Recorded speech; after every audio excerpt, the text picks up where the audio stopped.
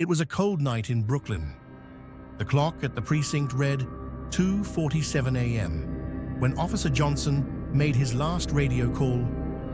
Dispatch, patrol completed. Heading back to base. After that, total silence. His car was found 2 hours later, parked under the Williamsburg Bridge, doors unlocked, engine still warm. But Johnson was gone. What happened that night? A kidnapping? An ambush? Or something from inside the force itself? Investigators found no signs of struggle, no strange fingerprints, only Johnson's badge, carefully placed on the passenger seat, as if someone wanted to send a message. Brooklyn woke up in shock. An exemplary officer, gone in the middle of his shift, leaving no trace. The case was quietly buried in the papers. No one knew why. But few knew that, in the weeks before his disappearance, Johnson had been saying he was about to uncover something too big to hide. Something that involved powerful people. What did Johnson discover before he vanished? And who was so afraid of what he knew? The next morning, the NYPD launched a search operation around the Williamsburg Bridge. Johnson's patrol car was intact, but the radio had been manually turned off. In the glove compartment, forensics found something odd. A hastily scribbled note with only 3 words. Pier 39, Tuesday. Pier 39 was nearly 40 minutes away, an old industrial area once used by smugglers decades ago. What would an exemplary officer be doing there?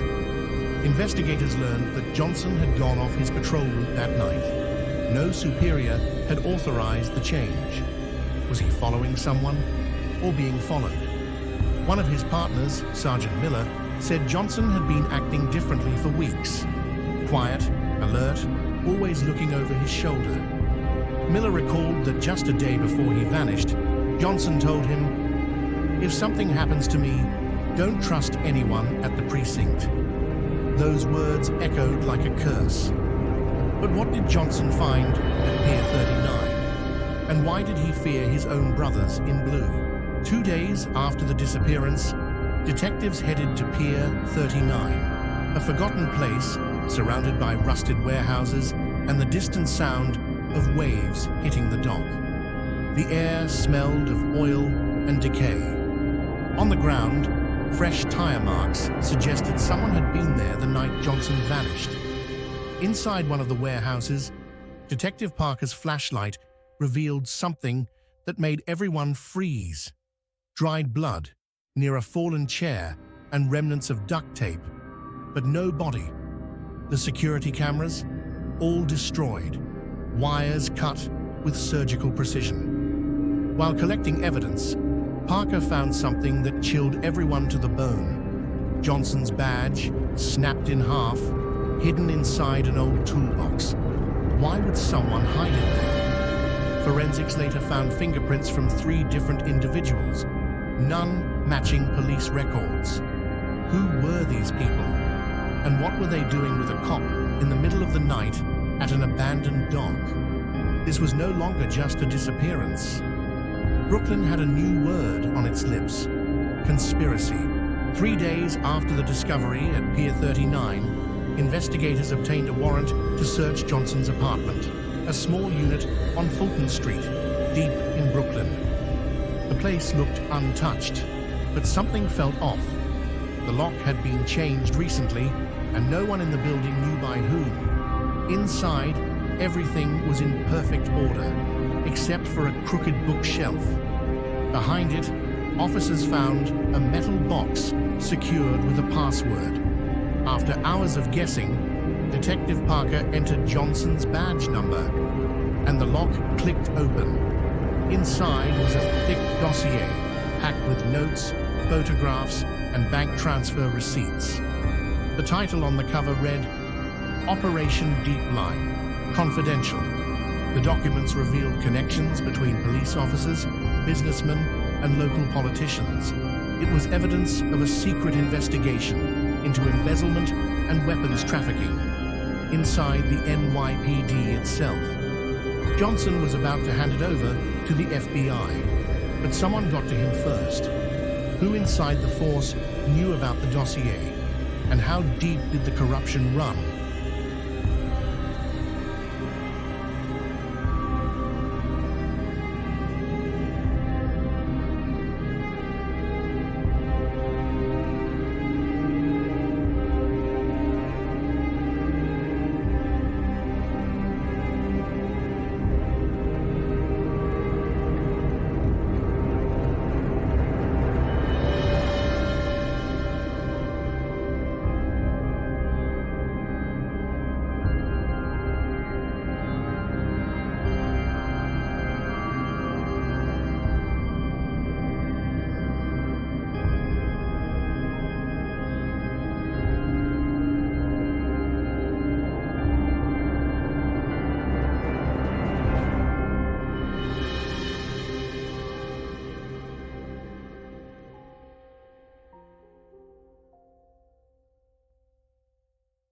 Three days after the dossier was found, an anonymous call reached the precinct. The voice on the other end was rough, trembling. If you want to know what happened to Johnson, look for Eve at Pier 39, but come alone. The call was traced to a public phone in East Brooklyn, disconnected minutes later. Detective Parker went there himself. He found a woman in a dark coat, eyes full of fear. Her name was Evelyn Carter, a former employee of a private security firm contracted by the city. Evelyn said that on the night Johnson vanished, she saw two black cars parked near the docks. One of them belonged to a high-ranking police officer. She saw Johnson arrive and argue with one of the men. Then, a gunshot and silence. Terrified, Evelyn ran without looking back. Since that night, she'd been followed by a black car, the same model she saw at the pier. Who were the men she saw? And if one was a cop, who was really pulling the strings? With every clue, the truth sank deeper into the shadows. The morning after meeting Evelyn, Parker held a quiet meeting with the police chief. But something felt off. During the talk, the chief avoided eye contact every time Johnson's name came up. When Parker mentioned Pier 39, the man coldly replied, "Some things are meant to stay buried, detective." Later, he reviewed the GPS logs of patrol cars from the night Johnson vanished. There it was, Sergeant Miller's car, parked near Pier 39 for nearly 40 minutes, the exact time of the disappearance. Miller, the same colleague who had warned him about Johnson's strange behavior, now looked like part of the puzzle. Parker confronted him in the station's parking lot. Miller was sweating, nervous. "I was called there, Parker. They told me it was an internal operation. I didn't know what was going to happen. But who called him? And why was there no record of that operation?" Before Parker could press further, an anonymous text appeared.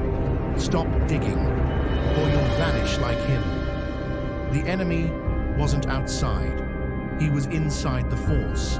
That night, Parker drove through the wet streets of Brooklyn, feeling eyes on him at every corner. Since receiving the anonymous message, he'd noticed the same black car in his mirrors. No front plates, tinted windows.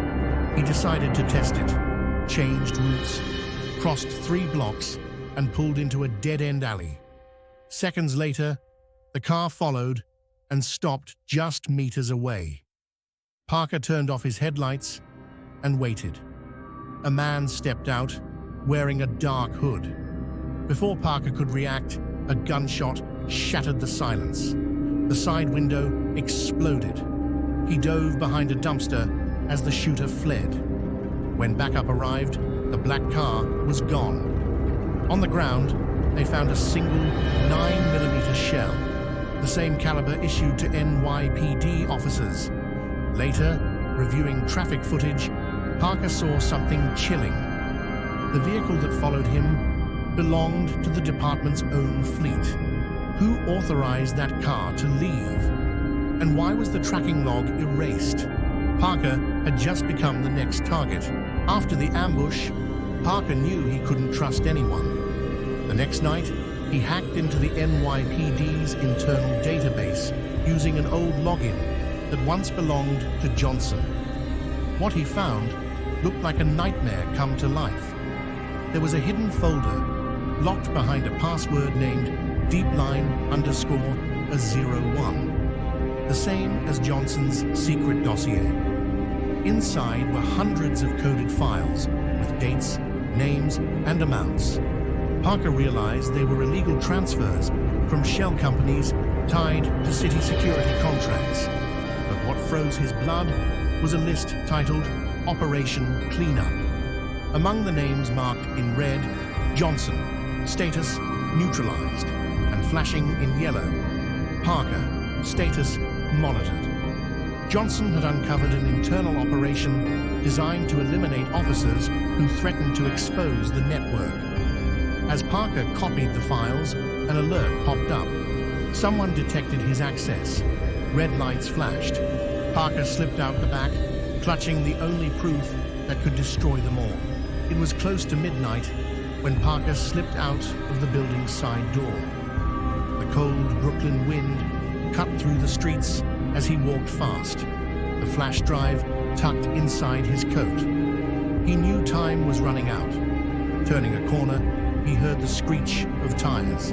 Two black cars appeared, headlights blazing. Parker ran. He vaulted fences, darted through backyards, sirens closing in. He called Evelyn, the only person he could still trust. "I've got something for the FBI. If I don't make it, you finish it for me." He called Evelyn, the only person he could still trust. "I've got something for the FBI. If I don't make it, you finish it for me." "Where are you?" she asked. "Under Fifth Avenue.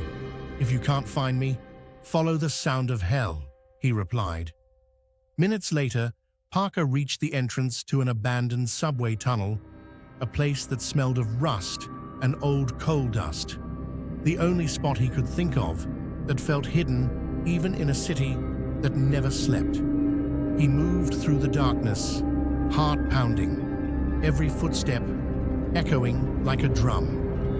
He kept the flash drive close to his chest, hidden beneath his jacket, the only proof that could bring the whole network down. But as he descended, the echo of boots multiplied. He froze. The dark seemed to close in. A flashlight beam cut through the tunnel, and a loud voice called out, "Parker, drop the drive.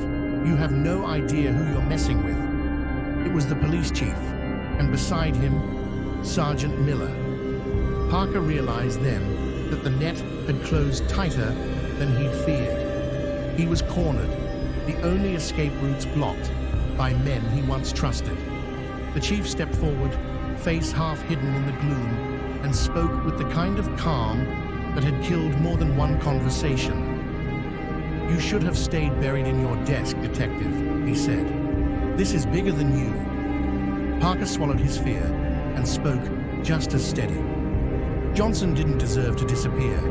He left this for a reason." The chief smiled, a thin, ugly thing. Miller hesitated, eyes flicking to the men behind him. Something inside Miller fought. Duty, guilt, fear. That second of doubt was the sliver Parker needed. He lunged, dropped into a side tunnel, and vanished into the black. The sound of his breath and the pounding of his feet replaced by dripping water and distant trains. Outside, Evelyn waited in a car with the engine idle and the hazard lights whispering like a warning. Parker sprinted up the service stairs and flung himself into the passenger seat. As the car peeled away, sirens began to wail in the distance. He had escaped, for now, but the city that had been his home felt foreign and dangerous. He had become a fugitive with the truth in his hands. Once safely away, Parker activated the emergency protocol he had hidden on the drive, an automatic upload to a secure FBI server encrypted and time-stamped. He watched the progress bar creep across the screen, and as the confirmation pinged in, he felt a crack in the armor of fear.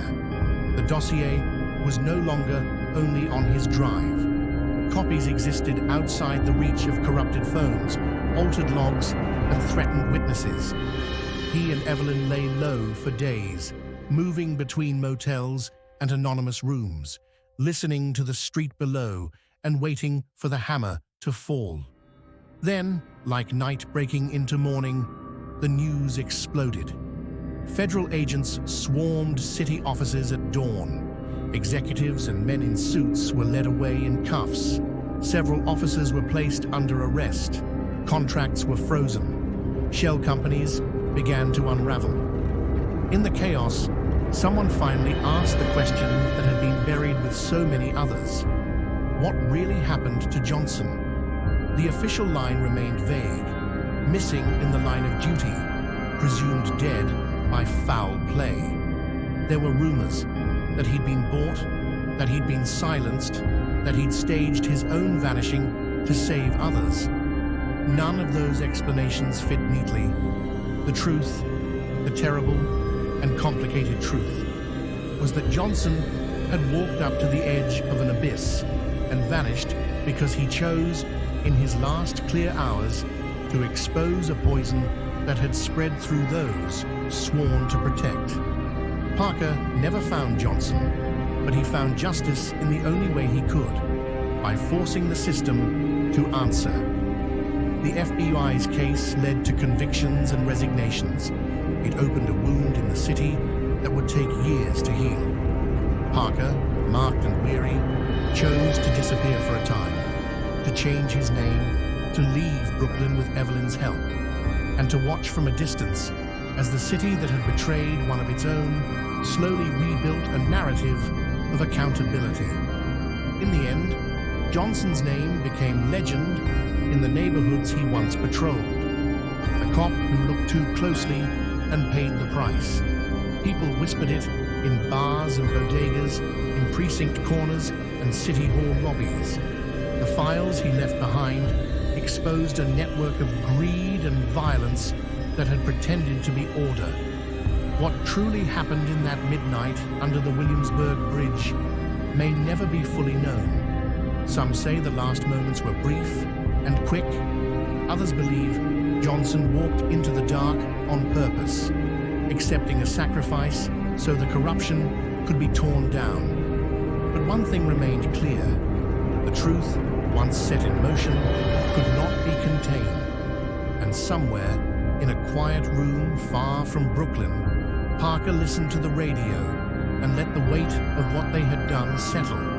He had kept his promise to Johnson. The story would be told. The vanishing cop would not be forgotten.